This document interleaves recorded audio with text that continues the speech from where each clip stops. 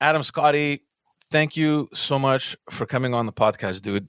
Um, I need to tell you something. When I first thought about doing the podcast, and I thought, okay, the backstage, who works behind the scenes. Obviously, the first reflex was, the political environment that I was in for all these years. And I thought, okay, let's just start off with the people that you can't just avoid, right? It's the people that not only understand what it is like to be behind the scenes, but that have lived it and are still living it. And the first couple names, it was you. It was like you were on top. I'm like, look, Adam, I got to get him. I didn't think that. Forget about Justin Trudeau. I mean, there's no way that this guy's gonna come on the podcast. But I'm like, okay, what's the next best thing? I'm like, okay, let's go with Adam Scotti. And it's been 2 years, dude. 2 years. I'm like, come on. Eventually, I'll get this guy on. And I had to wait for COVID so that your schedule could ease up a little bit, so that you can free up some time. So I appreciate it, buddy. No, it's great to be here. Thank you for having me. How's everything? How are you? We haven't seen each other in a very long time. I can't remember if I saw you since you got married. I don't think I've seen you since you had a kid. Definitely So not. congratulations on both. They Thanks. come very late. How Time is how flies. how is life? It's good. The COVID year has been a blessing and a curse, and I think for many people in many ways. Same goes for me. It went from a lot of travel to we had our daughter last January, February, and then all of a sudden I was planning to come back from a little pat leave that I took, 4 weeks off with the baby and mom at home. And then 2 weeks later, we went into complete lockdown in Ontario. And I've been at home ever since. I think I certainly have not slept away since March of last year. And I've left city limits maybe 4 times, 5 times. It's pretty Yeah. wild. See, obviously, we can't call COVID a good thing, right? But in your circumstance, I mean, it couldn't have come at a better time. Like, it's bad to say it, but it's like finally at the most crucial time where you're having a kid, and your wife obviously needs the support at home. Well, boom, there you are. Yeah. Uh, you're able to stay home. I'm But able to stay home, and like my hours were such that when I went into work, I was normally home by 5 or 6 o'clock, anyways. right, Whereas before COVID, I would be in town, but I'd still come home at 9 or 10 o'clock at night some nights. right, right. But at the same time, at the same time, the fact that you can't leave when you could have, uh, sometimes, sometimes it's okay. Baby is teething, and it would be really nice to have a hotel room, Yeah, yeah, get away. yeah, exactly. Aside from that, how's everything else with you? Good, good, good, good. Work has been fun in the sense of it's something different. It's always a challenge, and even more so without the travel and without any of the change of pace at all. It's kind of forced me to find creativity in new ways. Yeah. And we're going to talk about that because I've been following you obviously from the very beginning, and I do feel that the last couple of years, and it shows. I mean, in your work, the it shows that you're always looking for new ways and exploring new, vantage points or different techniques or whatever, to put out different kind of work, and it shows, right? I don't know for the rest of the people that probably don't understand photography, but even if you don't, I mean, you're looking at these things and you're like, okay, this is different. We haven't seen something like this in the past. So I think it's cool. For those who don't know you, we're gonna go through a little bit, um, uh, what you do and who you are, basically. Let's just go back to how we met because you came into the scene very early on. I don't remember if Justin had already gotten elected in 2008 or if you were there before during his campaign or even during his nomination. I can't remember, but I do remember you being on board quite early. So I came on in 2010 as kind of like a volunteer to do. Oh, that late. Okay. Yeah, so it was a little later than 2008. It was 2010. I did a couple of fundraisers, and then 2011 was when I was graduating McGill.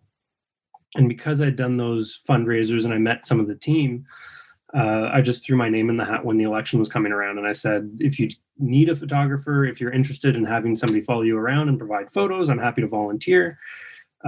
Photography has always been a lifelong passion for me at that point, and I wanted to become a photojournalist. So I said this would actually be a really interesting story to tell. And obviously, it snowballed into something a lot different and a lot bigger than a freelance photographer's life, for which I'm very thankful. But my first event where you and I would have crossed paths would have been the Greek parade, as every good Montreal event is. It's Greek Yeah. based, and that was the start of the campaign, actually. In 2000, yeah, in 2010, yeah. It's funny. I don't know. For some reason, I thought you were there way before. I thought you were there from the first campaign. But in any case, how does this whole thing start? I mean, you knew the people at his office. There was a relationship there, or you just randomly said, "Look, let me just go help Justin Trudeau." I ran into Justin and his staff at a Model United Nations conference at McGill. And they said, if you're interested in doing more photo work, let us know. And we're always looking for volunteers. I took them up on that. And then from there in 2011, when the election was being called, is when I threw my name in the hat. And it just, I got along well with him and I got along well with his team. And after 2011, 2012 rolls around, he has his boxing match. And shortly thereafter in October, so boxing match was in March of 2012. In October 2012 is when he says he's going to put his name in the hat to be leader of the Liberal Party going forward. So I, again, stayed in Montreal for that and then kept on working. How does the photojournalism in general? How does the photography come into play here for you? I mean, Because there's a long story, right? I mean, there's a whole backstory to you being attracted to this art. yeah, so like I grew up, my father was Brian Mulrooney's photographer. And I grew up, with those photos around the house and joining my dad on different weddings or different photo shoots that he would have around Ottawa at the time. And obviously, like any good kid, you don't want to do anything that your parents do. So I shunned it for a while. And it was only I went away to boarding school because my parents moved overseas. And it was only at that point when I had the distance from my father that I discovered that I enjoyed meeting people and learning about their lives and learning about all the different things that people do. And in high school, the best way to do that was with a camera in hand because you'd be able to go from different group to different group, right? You would do the theater kids, you would do the volleyball team, you would do the basketball team. And it was a great way to meet people, but also still have a little bit of distance and protect myself behind the camera. Right. So where was this? Where'd you go to boarding school? Here in Ottawa. Okay, okay, okay. Because I know that you had some experience overseas in Africa. Yes, yeah. So during the downtime, so I guess high school breaks, Christmas, March break, summer, and then going into university, I would always go home and volunteer or find jobs here and there in the different countries that my parents were, which was always interesting, right? It's probably the best education you can give anybody is Why were your parents passport. traveling? My mother worked for foreign affairs or continues to Okay, work for foreign affairs. Yeah, okay, okay, cool. Okay, so she was pretty much all over the world. yeah, yeah. It's a exciting life and it's a fun life. Uh, Tell me a little bit about, and we're going to get to a little bit the job and what it entails. I'm assuming there's going to be a lot of photography geeks that are going to be listening to this because you have that kind of following. Uh, but before we get there, I just want to stick a little bit more to the family because, you have this kind of job that isn't your regular 9 to 5 where you can plan everything around you because you know that you'll wake up in the morning, you're going to do what you have to do. And then by 5:30, 6, the latest, you'll be home, dinner, kids, bedtime. You can kind of create that little routine. It's not the case for you. And I'm assuming that it's not the case for your wife either, who's a journalist. But how do you manage this reality? So she actually left journalism Okay. and now does communications, which is kind of nice because eventually I'll be unemployed and it's nice to have a rock. But you make it work. She met me or I met her and we went on our first date. I think it was 2 or 3 weeks before I moved to Ottawa. So we met in Montreal for our first date, and then 2 or 3 weeks later, I was like, "See ya! moving to Ottawa to pursue this full-time Yeah. job. And from there, we just made it work. So it was, it was long distance for a good year or so, and that I think kind of made it the transition a little easier, right? Hmm. Because you go from long distance to then you're in the same city. I will say that the hardest days for me and probably the hardest days for her are not when I'm on the road and I'm out of town. It's probably when I am in town and I message her and I'm like, yeah, I'll be home by 4 o'clock or I'll be home by 5 o'clock. And then, 6 o'clock rolls around and I'm messaging her again, being like, I think it might be Sorry. 10 o'clock tonight. I'll have whatever leftovers are on the counter. That's good. Right, right, right. But you guys at the PMO, I mean, are you the only one there that does this? I mean, how does it work? Do you guys have a team? I'm assuming there's videographers around. Like, what's the composition there?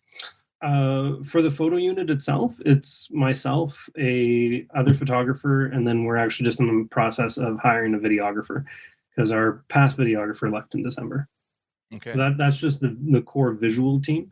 We obviously work very closely with the social media team who takes our content and does whatever they want with it. The right. communications team is another 20 or 30 people, and it's quite the living being. But are you always there, or do you kind of rotate? I mean, are you even allowed to take a couple days off, or how does it work? It's entirely up to myself and my colleague Alex Tetra, the other photographer, to figure it out amongst ourselves. Right now, we're kind of being COVID cautious, so we don't see each other mingle too much at the office if we need to go into the office. So he keeps his clean side of the world, and I keep my clean side of the world. And if one of us were to go down, at least we have that separation. All right. Um, I was always curious to know because are you guys employed as staffers for the prime minister, or are you working for the parliament and you're assigned to the PMO to document the office and the prime minister? No, no, we are part of the prime minister's ministry, right? Okay, So each minister has their minister's office. The right, PM is very much the same. He has the prime minister's office, and we fall under that. right, right, right, right. Okay, so it's not as if you're under the parliament umbrella and you're just there responsible to document the prime minister's like archives and No, that kind of stuff, no. right? So we come in with the prime minister and we leave with the prime minister. Unless the next one chooses you as well. Which, if it's the same party, could happen. But if it's a different party, I doubt they want me around. Right. It's weird because in the US, you do see that, right? I mean, you had Obama's photographer that was also Reagan's photographer, and I think he was also Bush Senior's photographer. So I guess they just go after the quality rather than whatever allegiance or affiliation. Well, and that was Pete. Pete did that back in the 80s, right? And then came back with Obama in 2008. So I think enough time had passed and Right. it had changed enough. I'm not sure if uh, the political partisanship would allow for it nowadays. Yeah. My dad, so my dad was Mulrooney's photographer. We moved away for a number of years to Malaysia. We came back. And my dad's like, great. I had this cool job for 5 years and interesting job. I have a lot of connections in Ottawa. Let's see what I can do in terms of setting up a business again, right? In photography. And because it was a Chrétien government and it was a liberal government and it was a liberal town at that point, the amount of people who said, we don't want to touch you because you're a conservative photographer. My dad's like, I don't care. I'll do good photos for anybody. Yeah. And they just steered clear. So he got maybe a couple of liberal odds and end contracts, but that was about it. Wow. And people's partisanship shows in different ways. He even had some people cancel wedding engagement shoots with him because Gee. they found out that he was Mulrooney's photographer. It's like, who cares? No, but obviously, who cares? But at the same time, it's like if you're good enough to take pictures for a prime minister, then yes, I want you. Like, Yeah, yeah. It's the work that is more important than anything else. do you find that uh, because you're obviously there to do a job, right, which consists of taking pictures. But after all this time that you've spent around the prime minister and all his colleagues and the ministers and the staffers and all this ecosystem, do you ever find yourself affected by partisanship or political bias? I mean, do you follow the news and kind of get swayed by the criticism, or you just ignore the noise and you're just there to focus on what you have to do and you don't care about the rest? It's it's tough because there are definitely days where I I work in a way where I'm not always on my phone, obviously, right? Like I need to be walking around finding out what's going on and following the story, following the PM, following the staff, documenting. And if I'm not doing that, I'm editing so I can stay on top of everything, because at the end of every day, I edit that day's photos, because as soon as you fall behind, you can never catch up. Hmm. So with that in mind, like I'll show up and my wife would be like, "Wow, you guys had a really crappy day today." I'm like, "Why? My day seemed totally fine." And Yeah, like, sure, we had one or two crappy news stories, but like those are a dime a dozen when you're in government, because everybody, you have a target on your back. So like, yeah. I don't know what's going on in terms of how it's being played in the media necessarily, and the media, it's back and forth anyways. Yeah, it's just a funny contrast where you're smack in the middle of all the action, but at the same time, you're kind of oblivious to what happens because you're focusing on a completely different thing, right? It's like your wife, "Oh, what a tough day today, babe. Tough day." What do you mean? I took some awesome pictures. What do you mean? Tough Exactly, day that's for about it. uh, tell me, obviously, you guys spend a lot of time together. You guys travel. You've traveled pretty much all over the world. Um, y- I assume that there's a friendship that has been developed, and obviously, you've been there for a very long time. What do you guys talk about? What is it like? Obviously I know Justin personally as well. I don't. He's not someone that is always kind of focused 100% on politics and news and everything that's going on. Like I've been with him where it's just let's black out everything that's happening and let's just focus on just reality, man. Let's just down to earth kind of stuff and just talking and chit chatting about just anything, right? Life, family, whatever, like you would with any normal human being that isn't in politics. Does that exist? What do you guys talk about? Like, how does that? What is that relationship like? So the funny thing is we're both actual introverts, right? So when we're out in the world, we can be very extroverted and go out and be as sociable as we need. And then as soon as we get on the plane or we get in the car, or we get wherever our hold room is at the time, that's really our time to recharge our batteries. So it's kind of funny because I spend more time with him in a regular year, not in a COVID year, but in a regular year, than either of us spend with our families and with most of our friends, right? Like we spend the most time in a year together. And the amount of times that we don't speak are the majority of the time, because That's we're just like relaxing, catching up with our families on our phones, or I'm always reading a book if I can, as is he. And if we do talk, it'd be like, "Oh, I watched The Mandalorian," or "I read a really good book." He got me into Stephen King, so right now I'm trying to get through all the Stephen King books, and I'll tell him whichever one I just finished. But apart from that, like we just don't talk all that much, because that's your time to kind of, as much as yeah, you're always around people, that's our quiet time. That's our recovery time. right.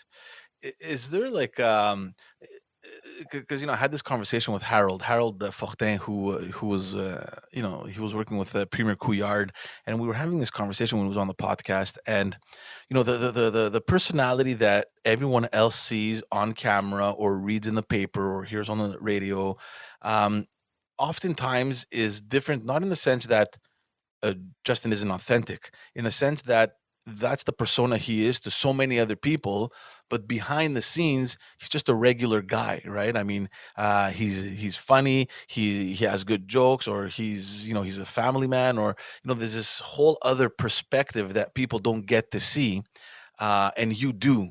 Or at least I thought you did, but I mean, it seems from what you're saying that I mean everyone is kind of in their own bubble when they're not, when the lights and the cameras aren't on. Well, and one of the things is, as he's a former teacher, he loves to do brain teasers or fun facts or math problems. And I'm never one of those suckers who looks him in the eye when he's like, "Hey, I have a math problem." I'm like, "Mm-mm, mm-mm." I'm going to pretend that I'm busy, and I'm going to just watch out of the corner of my eye whichever staffer falls down that trap. And their lack of math knowledge is immediately made apparent. Right, right, right.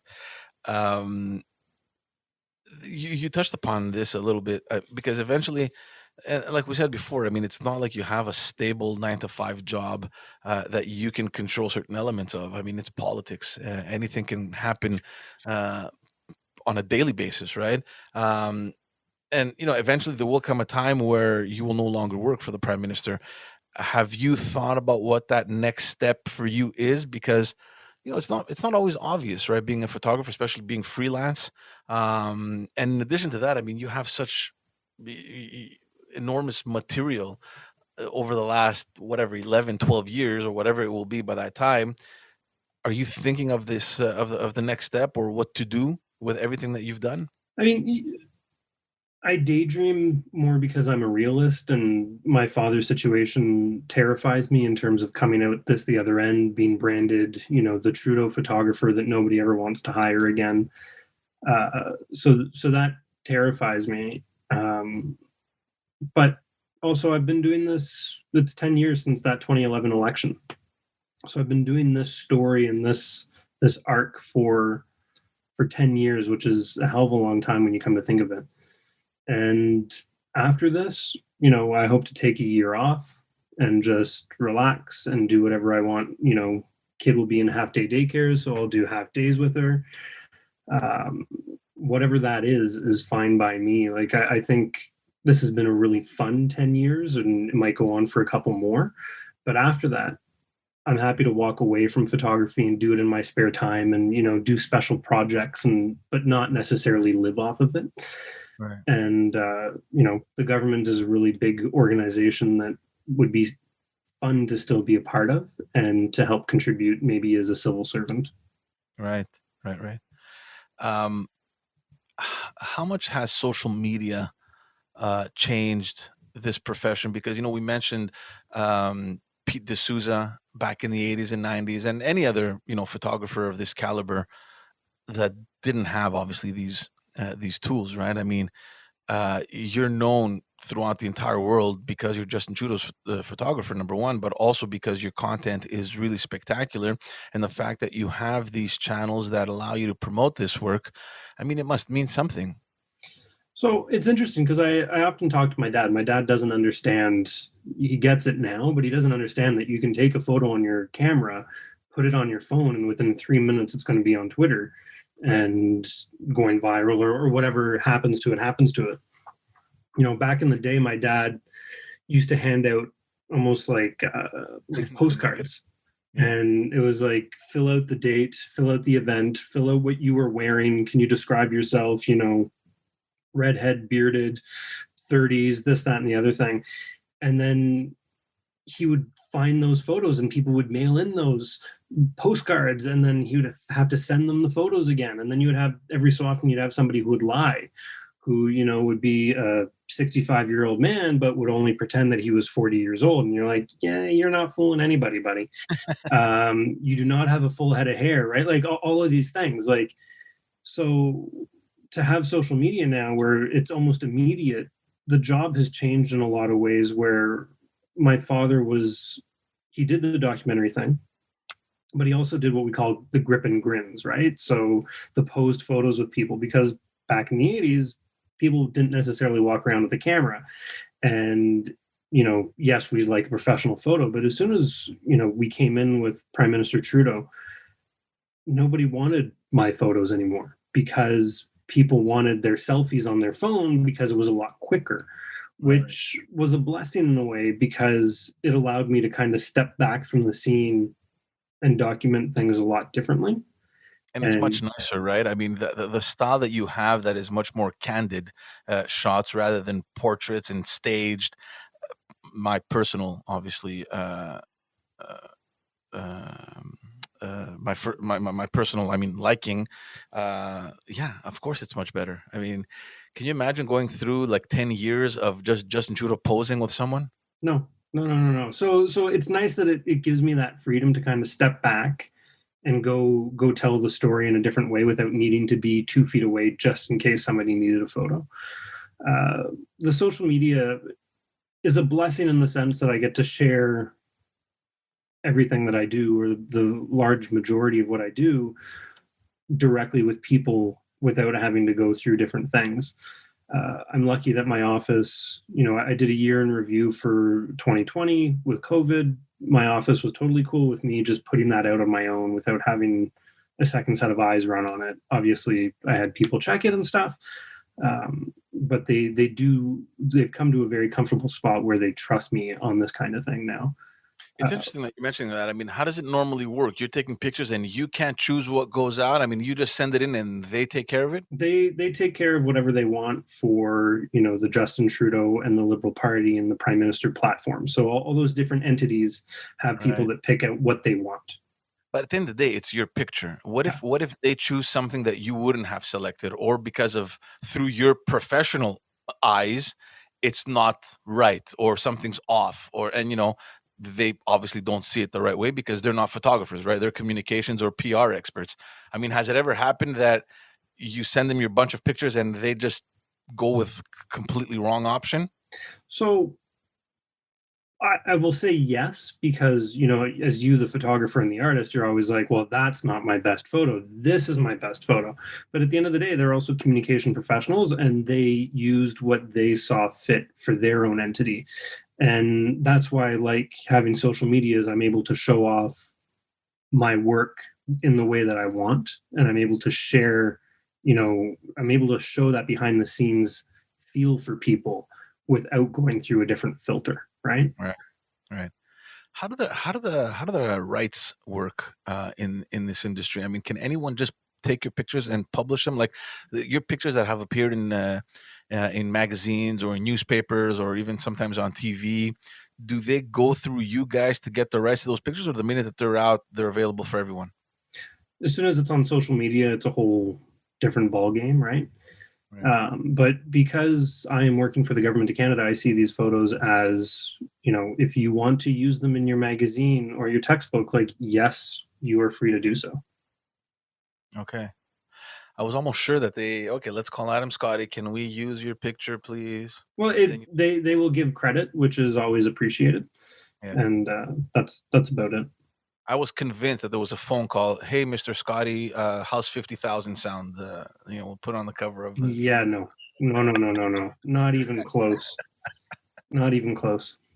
Adam, what is what is a normal day, or maybe not now? I mean, because we're not living under normal circumstances, but what's like a daily schedule in your life So on a normal year? I would say a regular Ottawa day would be, if I choose to go to the gym before work, I'll be at the gym at 7 o'clock in the morning, but I'll still be at work by 8:30. He rolls in around 8:30, depending. And then basically my day is his day, right? So all of the briefings, any of the meetings, I go from that to that to that. And when he stops to have lunch for 30 minutes is when I stop to edit my morning photos. And I'm always looking for long meetings that are, anything between 30 to 60 minutes, because that's enough time for me to sit down, catch up on the edits, caption the photos, send them out to different participants or different organizers, and then catch back up with him. Right, right. And then that'll probably, Ottawa days will end between 6 and 10 o'clock at night, depending what's going on. Crazy. Yeah. Has there ever been a time where, obviously not in Canada, but when you're somewhere out in the world and they just block you from any access, or you always there's never been an issue that you're Justin's photographer, you're there? I mean, there's never been like some security guard like, sir, stay back. No, Oh, Adam. oh, I've been carried out of places. I've been yelled at. Once the PM even like grabbed onto my arm and said, "No, no, he's with me." And then you see the local security guards grab the PM, which is a very big no-no. You don't touch the leader of a foreign government.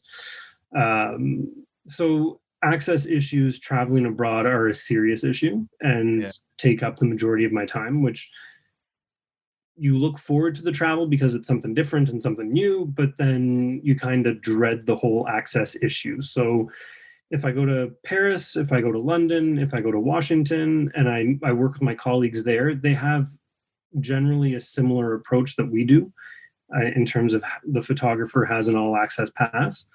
So as long as I'm with my official counterpart, I'm okay.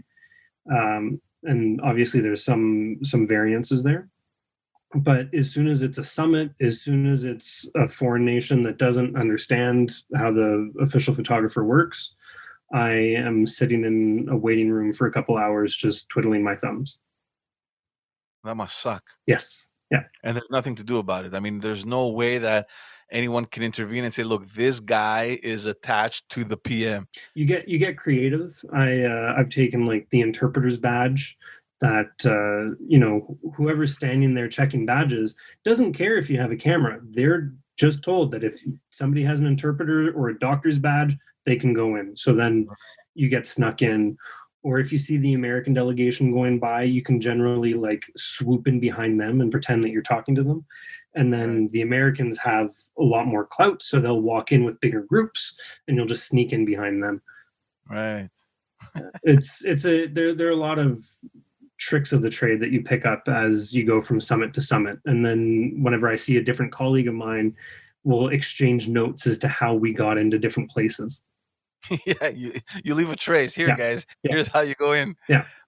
Okay, let's actually wait before we get to the technical stuff, because there's probably a lot of geeks out there that want to know that. Um, what goes through your mind when you're planning your shots? Like, I understand in most cases you're obviously dealing with candid shots, like we said before, which is what seems to be the norm now. But with all the time that you spend in Parliament, are you ever looking around different vantage points? Like, how do you challenge yourself to avoid the repetition that could be just very common in your line of work? You're always looking around, and you're always looking at I'd say competitors' photos, but like I'm looking at the media photos of the day and getting ideas from them. And you're looking at photographers in France and London, and again in Washington. I'm looking at what they're doing in their respective countries. And then, that's a cool shot. How can I, give a Canadian spin or maybe show it through our world? On the Hill, I come up with different little projects for myself or different little challenges. So back when Center Block was open before it shut down for renovations, I dedicated myself to this one staircase. It's the staircase that the prime minister walks down before he goes into QP. And I think I got about 40 or 50 different photos of him doing that exact action. And it just became a challenge, right? You're always trying to find something new. But then in that little project, it taught me a lot of different tricks or different things to look out for when I'm doing other stuff, right? Okay, So right. no matter what little challenges you do on a daily basis, it's always transferable to different days. Um, what are yeah, actually let's go to the equipment part, because I myself am curious, and then we'll get to the other questions as well. Um, okay, let's talk about gear now. Uh, and we exchanged some messages on this, because I noticed that recently you switched from Canon to Sony. So your gear right now that you're using, your body. So I did switch from Canon to Sony. The brilliant part of Sony that really sold me was their what people call the global shutter that uh, will not have as many rolling shutter issues when you're shooting in silent mode. So now that there's a lot of LED panel lighting in different places, uh, the way the rolling shutter works is you'll get these like black lines throughout an entire image, not just like half an image or whatever. It almost looks like prison bars going horizontally. Um, and that was a serious issue with the Canon equipment that I saw. And that I did use the EOS R for a little while, and it was a great body, but the ability to shoot silent is the next step.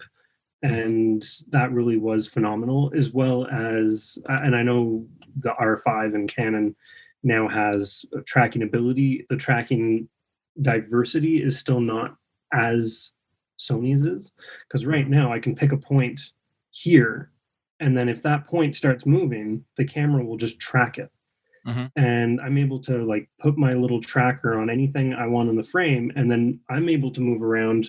The subject's able to move around, and I know that it's always going to be calculating. Right. So the Sony stuff that I have is just your basic, your A9 twos, and then 16 to 35, 24 to 70, 70 to 200. Well, what's phenomenal about them is you're shooting at 2.8 and they're always sharp. Where I found when I was shooting with the DSLRs, the 5D Mark IVs, you always, you focus, you compose, focus, compose, focus, compose, and then you're lucky if it's in focus. Maybe that says more about me as just being a crappy photographer, but I found that to be an increasing issue, especially as, lenses become soft. You need to tune them up every so often, right? Right. Go over the lenses that you have again. So it's the 16 to 35, the 24 to 70, and 70 to 200. They're all 2.8. Those are your standard. Yeah.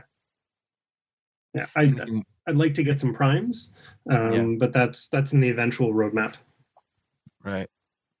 But I guess with the work that you do, I mean, it's much better to have that versatility to go from a wide angle to, rather than having to say, oh, I'm too far or I'm too close, I got to change lens. I mean, I guess it's more of a practical thing too. Well, especially, now that we're in the office, I could do primes all day, every day, and that's totally Yeah. fine. But when you're on the road, and normally I shoot with 3 bodies. So right now I'm only shooting with 2 bodies. But when we're on the road, you have no idea what's waiting around the corner from you, right? Yeah. So you need to always be ready to react. And it's not as if I'm never going to ask the PM to do something again. Yeah. Right? Like Sorry. that's not going to happen. Yeah. Can you go Walk back by. to that kid and high five him again? I didn't get it. Yeah. Exactly. Uh, Obviously, nothing is staged. I mean, are you at that point after all these years where Justin kind of knows where you are and he kind of helps you out in your job, or it's like just do whatever and I'll do my job kind of thing? It's Like, very much do whatever and I'll do my job. right. Um, but with all the years, I've come to know him and know what he looks for, and we almost anticipate each other in a way, right? Like he's not necessarily looking out for me, but he knows that He's I'm somewhere probably around. over there because this is probably going to happen, right? Right.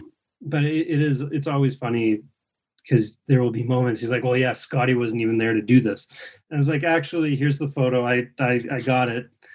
uh, Yeah. that's always a nice little feather in my cap.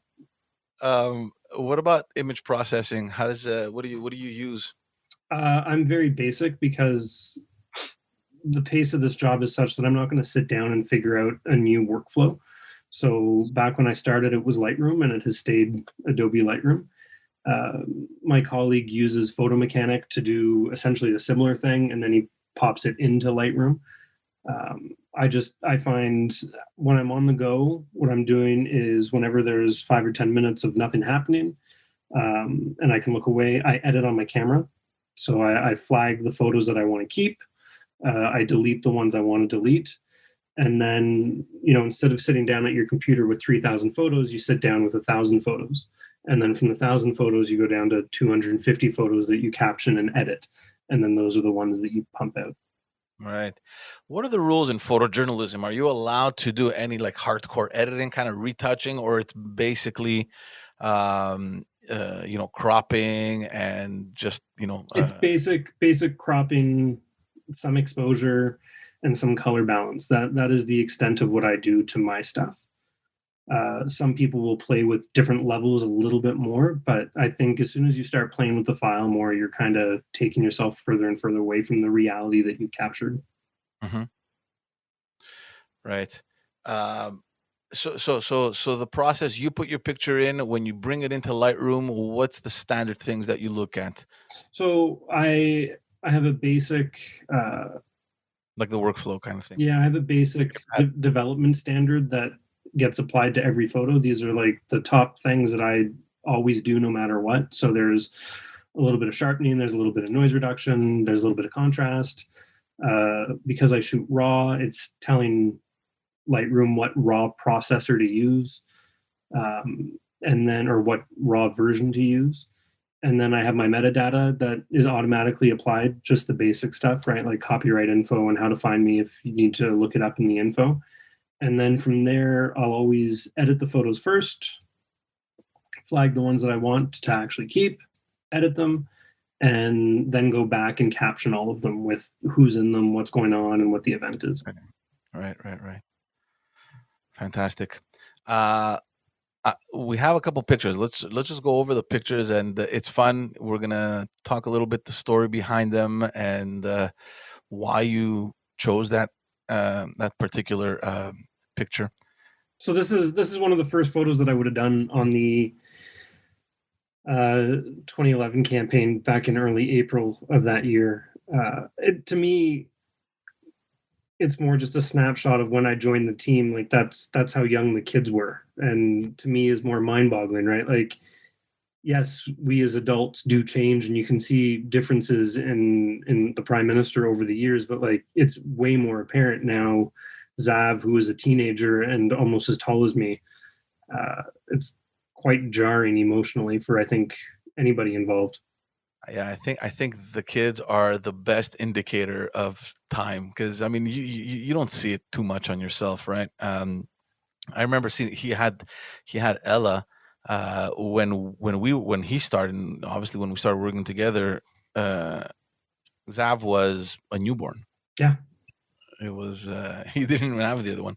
Yeah, that was it's crazy because I look at the pictures now and I mean I see his kids pretty much through your pictures yeah, because yeah, I'm like, geez, man, what the hell? yeah. You Yeah, just yeah, feel older and older every time. yeah. Yeah, so this is back on the same campaign, election day. Uh, he is going around to the different polling stations just to thank all the Elections Canada workers. And what I loved is he was very adamant. It is his riding. He knows the streets. He knows the back lanes. He knows the shortcuts. He's the one who's going to be driving. And Yeah. obviously, as a good Montrealer, he loves his driving. He loves parallel parking. He's quite proud of his skills. But it's a unique thing where a couple of years later, he was no longer driving himself when he was leader because he always had phone calls and briefing notes to go over. Yeah. And obviously, as prime minister, he does not drive himself either, right? So this is kind of one of those old snapshots of a time past. Yeah, look, I know how to drive. What Yeah, does that feel like? yeah. See, I hadn't even noticed. I saw him. I'm like, when you sent him the picture, I'm like, is he doing his door to door from a car? Like, why is he walking? That was my first reflex. Yeah, and this was in our campaign office at the time that was under construction because basically for campaign offices you find a short-term rental that they don't really care if you muck it up any at all. So it was under construction for the most of it. There was plywood exposed everywhere, massive empty basement with just tables set up for volunteers. um, and it's him doing his call sheets, it's calling and identifying voter IDs. But How much has campaign changed? Obviously, it's changed quite a bit from the minute that you're a leader of a party and you have to take care of, the campaign at a national level versus back in 2010, where you're just focusing on your riding. it's wild. I obviously I miss the local campaign as much as the national campaign is a lot of fun and very different. Um, I miss being in the riding, and I lived in the riding for a year or two. I've obviously spent a lot of time there, and I know he misses it as well, right? Because it's all your old friends. Right, right, right. It's a completely different reality, right? It's like a Yeah, whole other world where you're focusing on whatever a 5 kilometer radius, yeah, 5 kilometer yeah, square versus from one ocean to the other. yeah. You know, So this is after he became leader. This I think would have been 2014, in like December of 2014, and he released an autobiography. And you know, at first I was getting all the interactions. Every person that would show up and get a book signed would also get a photo, and we would send them the photo. But then at a certain point, I stepped away and I said, okay, what if our plan really works and he does get elected to be the next prime minister? This is kind of weird that in December of 2014 he is at a Costco with people walking by with their carts. There's this skeptical lady on the left hand side who goes, I don't really know if I want to buy this book or not. He's sitting in the middle there, and a year later we would be on our first international trip and our second international trip around the world. It's just, time is crazy and politics is crazy, and I just love the basic humanity of this. Exactly. The fact, like, see, just the shelves and all the rows and the aisles there, and it's like, what are you doing in a Costco, buddy? It's like, Yeah. it's still amazing though that he's like, okay, let's just do Costco for today. Yeah. Uh, Yeah. where was this? Was this in Montreal? I think it was Laval. Okay, it's hilarious. So when Harper called the election in August of 2015, it was going to be one of the longest campaigns in Canadian history, up Right. to 72 days or whatever it was. And, the federal parties had all been planning on the typical 30 some day campaign, 40 some day campaign, not an entire month extra.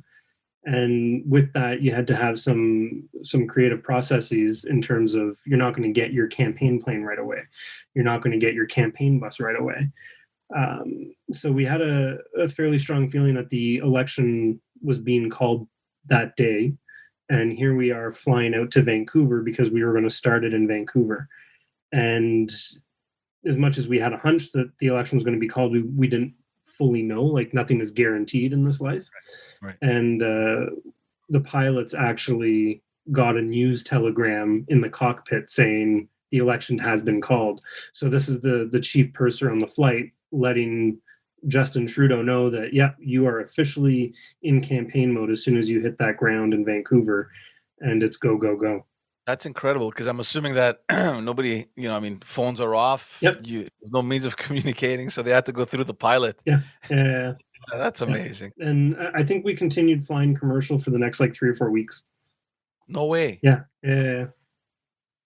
Was it this campaign or the last one that you had that you had issues with the plane? No, that was this past one in 2019. What were the problems exactly? Oh, so many problems. Like, Actually, it was the bus. It was the buses that had more problems, but it was the plane. Um, and I think it was actually in BC. One of the buses that picked up the journalists drove under the wing, and they thought they had more clearance than they did, and it just scraped the underside of the wing.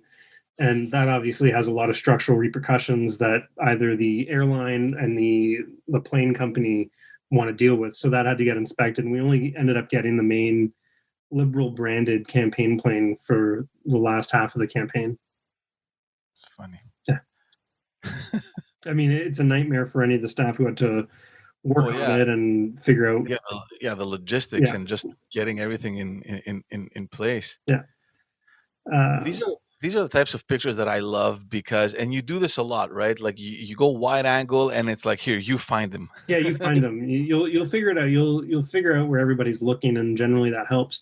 Yeah. Um, I don't find this photo particularly stellar. I love the story behind it in the sense of this is our last day of campaigning before we fly home to Montreal and do election day in Montreal. But we had a couple of rallies back to back, and I don't remember the order, but it was Edmonton, Calgary, Vancouver. After Vancouver, you wait 2 or 3 hours and you fly back to Montreal. So it was going to be a really rough day. And this is one of those rallies. It's either in Calgary or Edmonton, and it's something ridiculous, like 3 to 5,000 people Mhm. in and outside of this hall.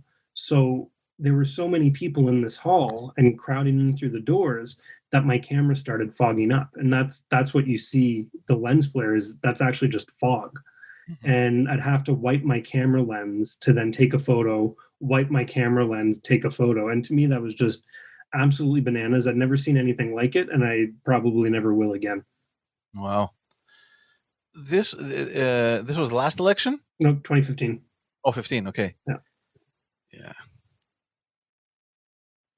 There was a story, I think, last election where um there were security concerns Mm, and they didn't want to bring him out because whatever threat you guys yeah. were dealing with. What was that like?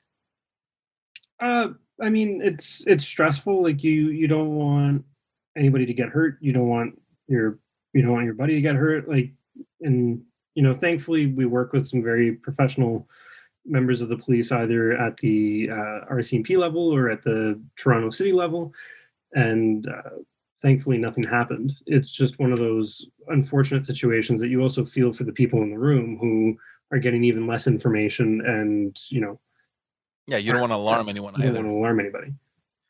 Wow. What's happening over here? This is talk about restricted access in China. It was a whole misunderstanding as to how I work. Depending what country you go to, they might have 15 or 20 official photographers, right? And they'll have a different person standing around every corner, and their main job is to get that photo right there, and that's it. So they always have a hard time understanding that I am just one human being and need to run around to all of these places and hopefully keep up, as much as that might not look the part to them. Mm-hmm. So in one of the situations, I had to go pre-position to wait for the prime minister's arrival, and this is the honor guard that received the prime minister in Beijing, and I love how precise they all are, because they're all the same height as they change the boot heel, and so everybody is aligned perfectly on height, and then they go through with this string across the way and make sure that the belt buckles, the bayonets, the brims of the hat, all of those are aligned too. And it's just surreal to watch, because we do not go through this process, and it is Yeah, something right. that this troop did 3 and 5 times before the principal showed up. Wow. Yeah. So they went over this 3-4 times, Yeah. make sure that no one has moved? Yeah. And then they would break up and then march in, and break up and march in, and do it over and over again.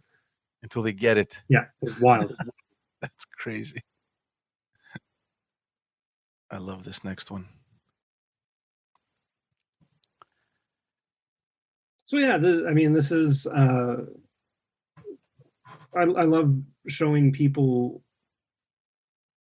my world without necessarily showing the principles in them. So like, you recognize Barack Obama's silhouette, and that's all you need to know about it, right? Mm-hmm. So this was on one of the visits, and the PM is showing him the different views outside the office. Obama, of course, is one of the more popular presidents to be photographed. He's very photogenic. So it's always interesting having him around, because it's an interesting presence. Mm-hmm. You've worked a lot with silhouette. I mean, is that something that you're still doing, or was it like one of those projects that you're like, for the next 3 months, I'll just be shooting silhouette? I think it's something I always try to keep an eye out for, and then every so often I'll fall out of the habit, and then fall back into it again.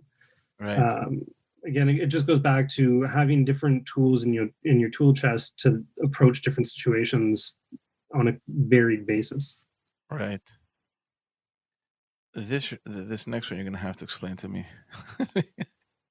Oh, um, See, at first, when I'm looking at this picture, I'm like, is this a mistake? Was he taking a practice shot somewhere? He was just, getting his lighting in place, and then I'm like, wait a minute, wait a there he minute. is. So we don't get out much. So for as much as we travel, uh, I recognize hotel rooms and hotel convention centers more than I do an actual city or restaurants or anything else. Right. And one way for us to get out is to actually go for a run. And I'm a runner naturally, like that is my thing to do. So the PM less so, but has become more of a runner in the recent years. And I quickly thought that this was a unique way to show how we explore a city or how we travel. And again, it is not a hotel convention center. So I'll generally run with a body and either a small prime lens on it, or like the 16 to 35, because it is always smaller. And I'll run ahead of him. And if I see an interesting photo that kind of shows where we are, I'll just put him dead center, because it's the easiest thing you can do when you're out of breath and, trying to sprint ahead every time. And this just so happened to be a prom class out for photos in Vancouver that we ran past. And I love people who go, "This is a staged photo," and da da da da. I can always show you my Strava run times. I can show you how out of breath I am at the end of it. And I find it fun because it is more of a sprint session for me. You stop, take a couple photos, sprint ahead. It makes you see things a little differently because you are not just running, you're also trying to find a photo as you're out of breath and dying. Did any of these kids recognize who it was? Eventually, so he ran past because he thought it was funny. And then the kids who were clueless as to what happened, because behind him are going to be like 2 or 3 Okay. RCMP officers on bicycles, right? So he did run back and took a big group selfie with them before he continued on his run. That's so funny. So I think What this is was Argentina in 2018. Yeah. Um, the PM is, you always look for ways to capture people's personalities, and he always helps out. So if he sees something amiss that needs to be fixed in a room, he will get up and do it himself or help other people do it. Right. So this is what just one of those situations that I love. was the Um, problem with the table? I was not centered, or they were going to get rid of it and then just put the two chairs next to each other. Right. Um, I lose track of those, but I love the authenticity of it. How bad do the people feel that are organizing this event where they're seeing a foreign leader kind of take out his jacket? He's like, okay, let's just rearrange the table here. I mean, So I don't know if that guy works with you or if he works for, so wherever. Adam is in the photo. He was one of our advanced staffers at the time, and they are so used to it that it's one of those things that if it doesn't happen, you're kind of like, did I actually do it properly, or Yeah. I'm waiting for you to fix something. Uh, and it just goes to show you that you can have fun when you do these jobs, no matter who you are and what level you're at. Well, I think you have to. I mean, or Yeah, else it gets boring really quickly. yeah. Uh, This is from the G7 in 2019 in France. Um, you talk about, like, you have restricted access at some of these summits with big delegations and big security concerns. So I always try to show something a little differently. I'll do different projects while I'm there. There was one summit where I just did photos of hallways and what the different hallways looked like. yeah. But this one, I just decided to do the cropped faces, and you're drawn more either to their haircuts or their eyes, and people seem to really enjoy this just because it was a different take. When you have 30 or 40 media rush into a room and they're all going to get the wide shot of the handshake and this and that, you're always looking to set yourself apart. And I think I did it for this one project that day. Mhm. Yeah, I agree. This is pretty cool. I think this was when they were when he was announcing the nomination for the ministerial post. Yeah, so he's saying, "Dear Marco Mendocino, I would like you to be the minister of whatever," and these are people's uh, candid reactions to that. What's fun is I'm able to share notes with my father as to what were you allowed to do back in your time, and what am I allowed to do? What's the difference? And Right, right. what's the difference in relationship with the office or the people and this and that. And I don't think he ever did one of these meetings. And after 2015, it was just standard that I was there no matter what, and the people who would become ministers really appreciated these photos at the end of the day. Yeah, And this I just thought was a cool. Instead of sharing, it's not about him. This is purely about the reactions, right? yeah, yeah. No, that's fantastic. I love these candid shots that you take of him and Sophie. Um, they kind of just seem oblivious to the fact that there's someone around that could be documenting. And Uh, they don't care about me. I'm part of the friend group. I'm part of the family, whatever you want to call it. Like, they just know that I'm a safe person to have around, and will just do my thing. And I try not to. One of the pieces of advice I got from somebody early on was just like, always be 2 feet ahead of them.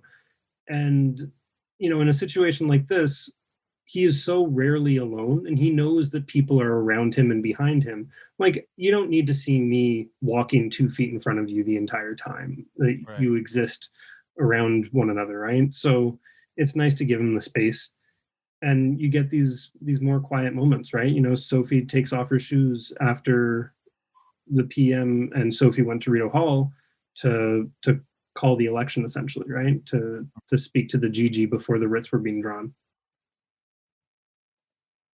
It just seems that what I love about this is that it would otherwise be such a stressful moment. You just called an election. Like from the minute that that action is done, it seems as though it's like, okay, boom, go, go, go, go, go. We're in election now.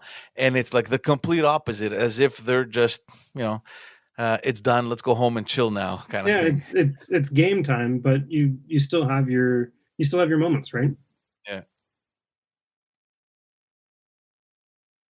See, these are the kind of shots that we're referring to before, where it's like, look through a couple people's armpits and you'll find Justin, right? It's like, let me just frame him through these guys' arms over here. Well, and like just just to be able to move around in these crowds, right? Like you're talking about a couple hundred, a couple thousand people, Right. and everybody has a camera phone or a camera in their hand, and they don't want to move for you. Mhm. So we call these like a Hail Mary, where you kind of put up your camera and you have a general idea of what you're going to get. Yeah. But you kind of just pray for that it turns out, or that it's in focus. And this one so happened that it turned out, and the guy has a great expression on the foreground. You have all the hands and the cell phones up in the air, just to make you feel the craziness that I felt when I was there. Right. And this is pretty much everywhere he goes, right? I mean, it's not, So especially during a campaign, for sure. yeah, it's just, it's craziness. Yeah. I can speak for myself, having witnessed it. Uh, Look at this one. It's like you're not going anywhere.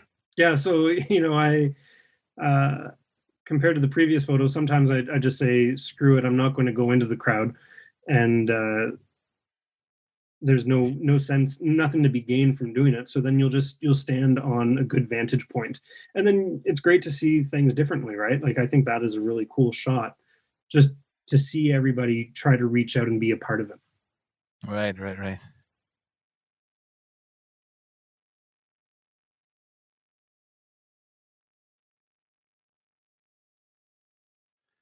This is just like you can just draw a line down the middle, and it's like two completely different settings over here. Well, and you were asking about the security scare on the campaign. This was that night, Yeah. right? Okay. So kids, as much as we were concerned, we were concerned about what was happening, or what was being reported. But at the end of the day, the kids also ground you, right? And they're not a part of that, and they were safe and sound. So the kids were just being kids, Hmm. and it's a great humanizing moment.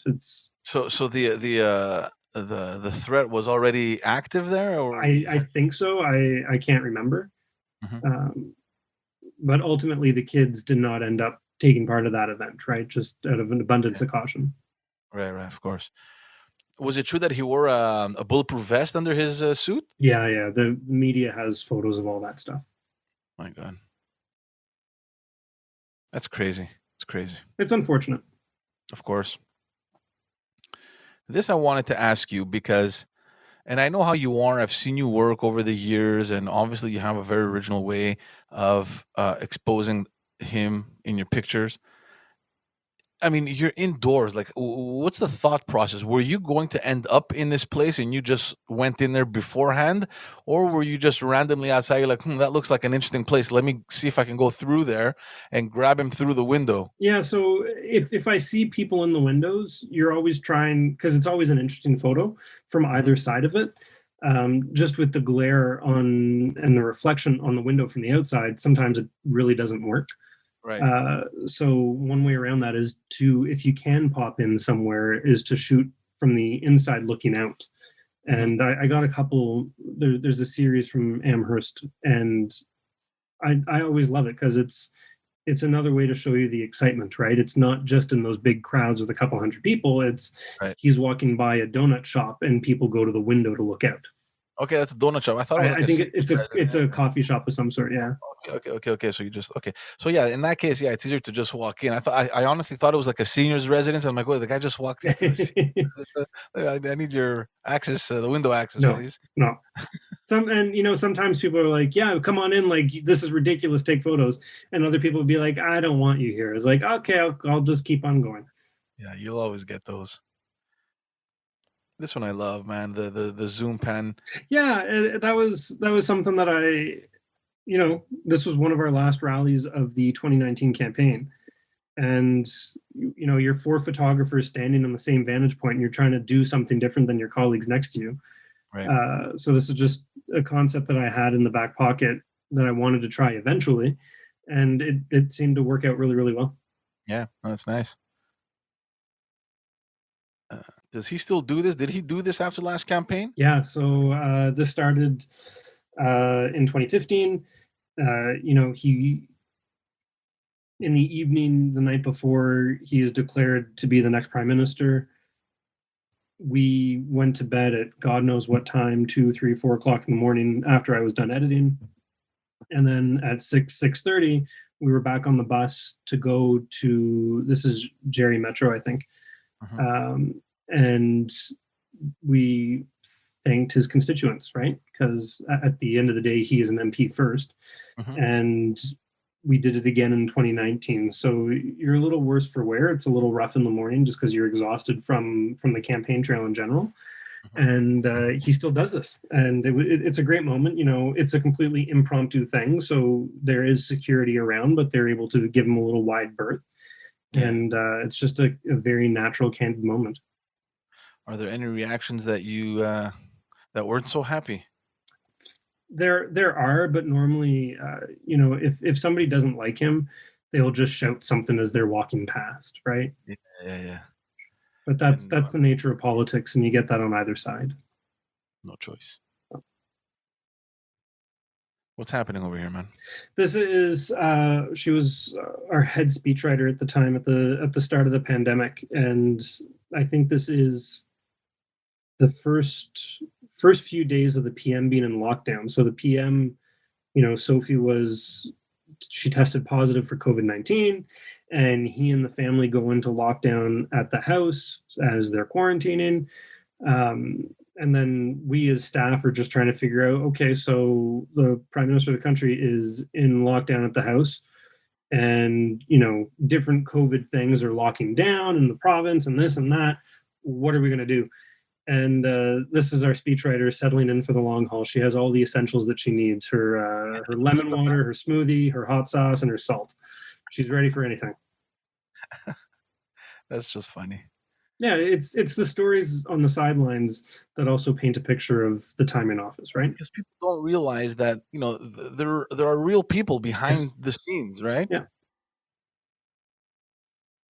This one I love. It's like a little puzzle. Yeah, it's a little storyboard puzzle, and again, especially with the press conferences that everybody has seen outside of his house.